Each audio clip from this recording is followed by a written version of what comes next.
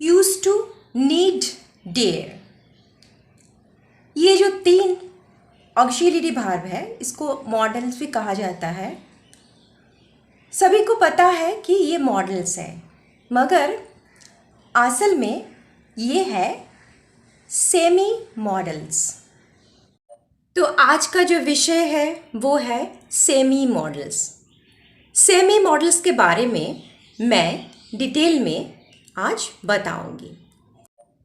तो ये बताना मैं चाहती हूँ, या ये इन्फॉर्मेशन बहुत ही इम्पोर्टेंट है कि सेंटेंस में जब कोई भी वर्ड, किसी भी एक वर्ड का इस्तेमाल किया जाता है, वो हर वक्त एक ही मीनिंग के हिसाब से यूज़ नहीं किया जाता है।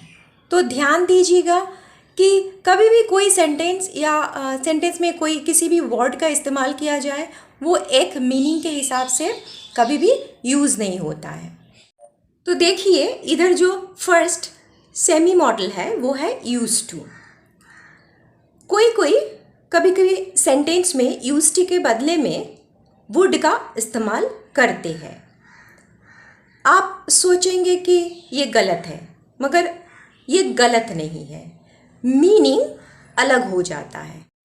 तो अभी देख लेते हैं यूज टू जब यूज़ करेंगे तब मीनिंग क्या होता है, और इसके बदले में वुड का जब इस्तेमाल होता है तब मीनिंग क्या होता है। जब सेंटेंस में यूज टू का इस्तेमाल या यूज़ होता है, उसका मतलब होता है कि पास्ट में आपका कोई हैबिट था या किसी का कोई हैबिट था, वो कंटिन्यू चल रहा था, अभी नहीं है।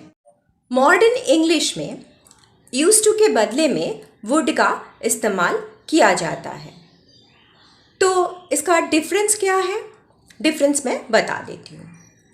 जब यूज टू का इस्तेमाल होता है तब वो पास्ट हैबिट जो कंटिन्यू हो रहा था उस वक्त अभी नहीं हो रहा है, और वुड का मतलब हो जाता है बीच में गैप है, पास्ट में ही वो बीच में गैप है। तो ऐसा ही मीनिंग डिफरेंस है, ऐसा बहुत डिफरेंस नहीं है, ऐसा ही थोड़ा बहुत डिफरेंस है। तो अगर आपको पास्ट में जो बीच में गैप देते हुए कोई काम चल रहा था ऐसे बोलना है तो आप वुड का इस्तेमाल कर सकते हैं। और यूज्ड टू जब पास्ट में जो काम कंटिन्यू हो रहा था अभी नहीं होता है, उसके लिए आप यूज्ड टू का इस्तेमाल कर सकते हैं। तो यूज्ड टू के बदले हम लोग वुड का भी इस्तेमाल कर सकते हैं, मगर मीनिंग जो डिफरेंस है वो एकदम हल्का है, वो मैं पहले आप लोगों को बता दिया। इसको फॉलो करते हुए आप यूज्ड टू के साथ ऐसे सेंटेंस फ्रेम कर सकते हैं। अभी कुछ एग्जाम्पल्स देख लेते हैं। My mother used to teach me English. My grandmother used to walk early in the morning. He used to play football. We are used to read story book. Semi modal need.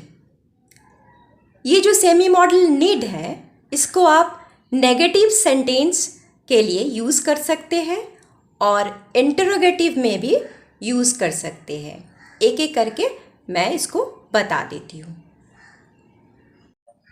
Model auxiliary के साथ आपको जब sentence बनाना है या sentence frame करना है, अगर third person singular number है सब्जेक्ट, तो आपको इसके साथ एस या ईएस ऐड नहीं करना पड़ेगा, ये रूल है। नीड मीनिंग है ज़रूरत। तो चलिए देख लेते हैं एक एक करके sentence. You need not come here. He need not send the money. She need not be worried. Need he go there? Need I go to the market with you?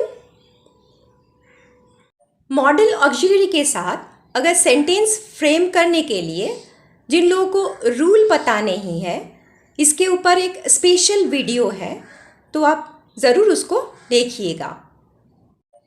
तो प्रश्न पूछने के लिए या ना बोलने के लिए, नहीं बोलने के लिए, तो नेगेटिव सेंटेंस में या इंटरोगेटिव सेंटेंस के लिए आप ये जो सेमी मॉडल नीड है उसको आप सेंटेंस में यूज़ कर सकते हैं। लास्ट जो सेमी मॉडल है वो है डेयर। डेयर आप कैसे सेंटेंस में यूज़ कर सकते हैं वो मैं डिटेल में अभी बता दूंगी। कोई भी नेगेटिव सेंटेंस या इंटरोगेटिव सेंटेंस बनाने के लिए आप डेयर, ये जो मॉडल ऑक्सिलरी है, इसको आप सेंटेंस में यूज़ कर सकते हैं।